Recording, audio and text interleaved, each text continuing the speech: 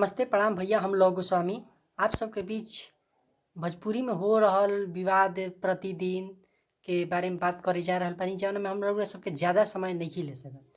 ज़्यादा से ज़्यादा ले हम तो 3 मिनट, लेकिन हमारा ई वीडियो बनावे के मकसद ई रहल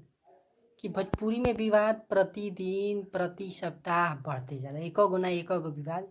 हीरोइन के कभी लेके तो हीरो के लेके विवाद होत रहेला। तो इहे हम ये खातिर करल जाला भैया, हमनी के पब्लिक के बुड़बक बनावल जाला।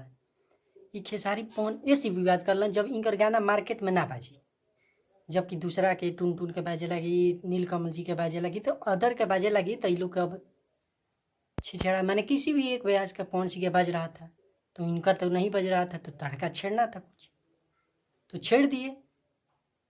वैसे तो ठीक है कि हिंदी में जाकर आप गाना गाए, पवन सिंह बहुत अच्छा बात, भोजपुरी के समान बढ़ाए, मगर उनको नहीं समझ में आया खेसारी जी को कि वो लाइव आकर और ऐसे ऐसे शब्द का उपयोग किए बोलने लगे, तो गलत बात है, नहीं बोलना चाहिए। देखिए हम